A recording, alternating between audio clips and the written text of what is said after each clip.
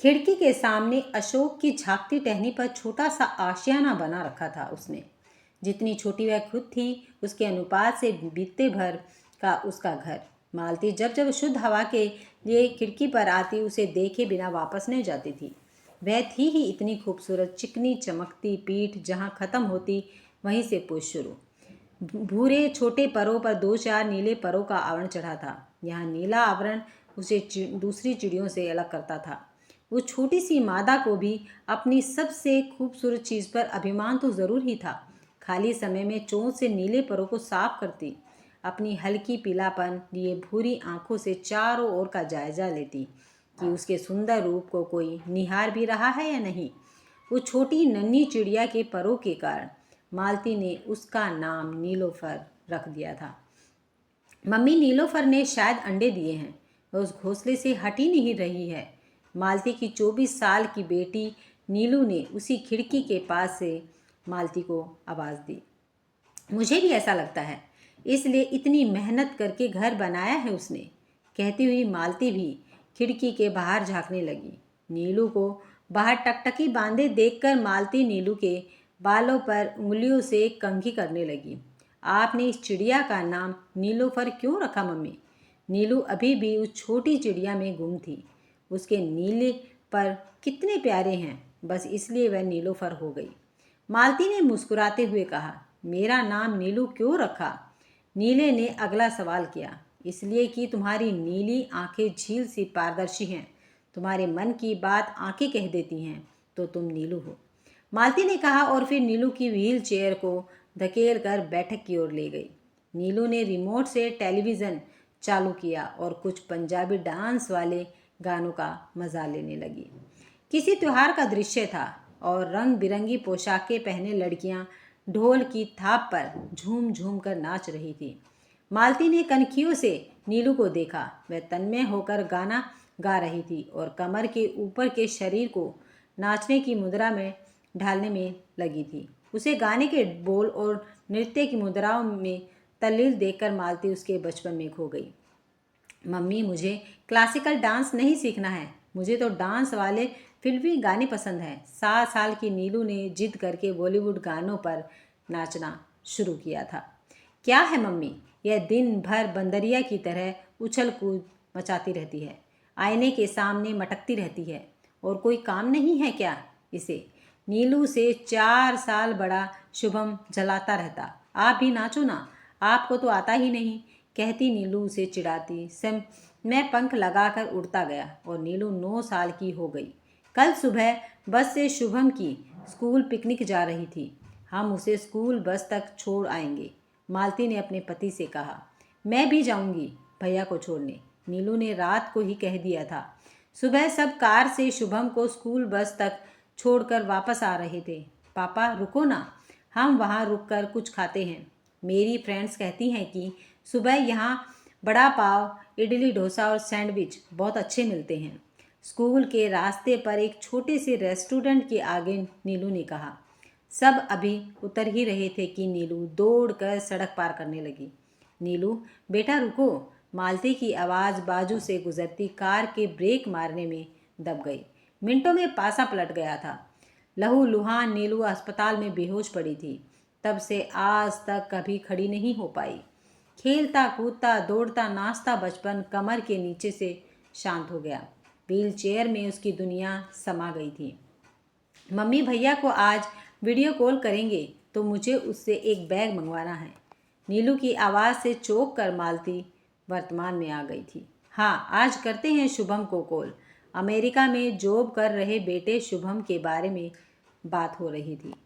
दूसरे दिन सुबह सुबह भाई से बात करके अपने लिए एक मल्टीपर्पज बैग लाने को कहकर नीलू व्हील चेयर लेकर खिड़की पर आ गई। पापा और भाई की सलाह से नीलू ने अपनी पढ़ाई तो चालू रखी ही, साथ ही हस्तकला की सुंदर चीज़ें भी बनाती रही। कुदरत ने उसके पैरों की सारी शक्ति मानो हाथों को दे दी। बारीक धागों, सीपियों, मोतियों, जूट से खूबसूरत बैग और वॉल हैंगिंग बनाती थी। उसके काम में मदद करने के लिए मालती तो थी ही, साथ ही एक और लड़की को रखा था जो सामान उठाने रखने में मदद करती थी। बड़े बड़े बुटीक से ऑर्डर आते थे और सब मिलकर उन्हें समय पर पूरा करते। धीरे धीरे जिंदगी अपनी गति फिर पकड़ने लगी थी। मम्मी, आपको मेरी बहुत चिंता होती रहती है ना? एक चिर परिचित से अंदाज में नीलू कहा करती थी। नहीं तो मैं क्यों करूँगी तुम्हारी चिंता? तू तो खुद समझदार है, अपने काम कर लेती है, बुटीक के ऑर्डर भी संभालती है और पढ़ाई भी कर रही है। मालती हमेशा उसे प्रोत्साहित करती। चेहरे पर इतनी झुर्रियाँ आ गई, आंखों के नीचे काले निशान हो गए। अब भी कहोगी कि कोई चिंता नहीं? नीलू की गहरी नीली आंखें अंदर तक भेज जाती। नीलू की कमर से निचले अंगों की स्वच्छता, कपड़े पहनाने का काम मालती खुद करती थी। एक जवान लड़की को किसी दूसरे के हाथों से ये सब काम करवाने की स्थिति का सामना रोज ही दोनों करते थे। अचानक ची ची ची की आवाज़ के साथ काँव काँव का शोर होने लगा। मम्मी देखो, नीलोफर के घोंसले में एक साथ 3-4 कौवे आ गए, उसे परेशान कर रहे हैं। बचाओ मम्मी नीलोफर को, उसके अंडों को। नीलू की आवाज़ दर्दनाक थी, जैसे कोई उस पर घात कर रहा हो। मालती रसोई से भागकर कमरे की खिड़की पर आ गई। नीलू की ओर देखा, वह पसीने से तरबदर हो रही थी। मम्मी प्लीज़ नीलोफर को बचा लो, ये कौवे उसे मार डालेंगे। आपने जैसे मुझे बचा लिया, इसको भी बचा लो मम्मा। नीलू की आवाज़ कुएं से बाहर आने का प्रयास कर रही थी। एक अंधकार जिसमें वह खुद जी रही थी, एक सन्नाटा जिसको वह झेल रही थी। दूर दूर तक आशाओं का क्षितिज था, जो हमेशा मुट्ठी से फिसलने का लालायित रहता। बेटा, हर एक को अपनी लड़ाई खुद लड़नी पड़ती है। कोई दूसरा कुछ मदद तो कर सकता है, पर जीवन भर साथ नहीं दे सकता। मालती ने नीलू का हाथ थाम लिया। नीलोफर की लड़ाई उसकी अपनी है। हम सिर्फ कुदरत से प्रार्थना कर सकते हैं कि उसे शक्ति दे। आप तो उन कौवों को भगा सकती हो ना, मैं तो उठकर उन्हें नहीं मार सकती। नीलू की आवाज़ कपकपा रही थी। अपने अंडों की चिंता हमसे ज़्यादा नीलोफर को खुद है। तुम देखो वह कैसे अपनी लड़ाई लड़ेगी। मालती ने बेटी को दिलासा तो दे दिया, परंतु एक नन्ही सी चिड़िया की शक्ति पर उसको विश्वास नहीं था। अतः अंदर से एक बड़ी लकड़ी ले आई। सामने देखकर अतः रह गई कि 4 कौवों से अकेली नीलोफर पूरे विश्वास से जूझ रही थी। अपनी छोटी परंतु नुकीली चोंच से कौवे की आंखों पर वार कर करके 2 कौवों को भगा दिया उसने। एक नज़र अपने अंडों पर डाली, पंख फड़फड़ा शक्ति का संचार किया, परंतु यह क्या, उसके नीले चमकीले पंखों में से 2 गिर गए। एक भरपूर निगाह गिरे पंखों पर डालकर वह तेजी से ची ची ची करती हुई बचे दोनों कौवों पर वार करने लगी। सांस थाम कर खिड़की से मालती और नीलू नन्ही सी चिड़िया का हौसला बढ़ा रहे थे। पक्षी मन की बात समझ लेते हैं, जिसे जुबान के रहते मनुष्य नहीं समझ पाते। संबल देती 4 आंखों ने नीलोफर को बिजली सी गति दे दी। उड़ उड़कर वह अपनी चोंच से लगातार वार करती रही। कौवों की बड़ी मोटी चोंच से खुद को बचाना छोड़ दिया उसने और आक्रामक हो गई। आखिर एक माँ के आगे वे दोनों हार गए और भाग खड़े हुए। लंबी सांस भरकर नीलोफर ने अपने घोंसले में सुरक्षित अंडों को प्रेम से जी भरकर देखा। उसकी नज़र खिड़की पर रुक गई, जहाँ दोनों मादा तालियां बजाकर उसका अभिनंदन कर रही थी। नीलोफर अपने क्षतिग्रस्त शरीर का मुआयना करने लगी।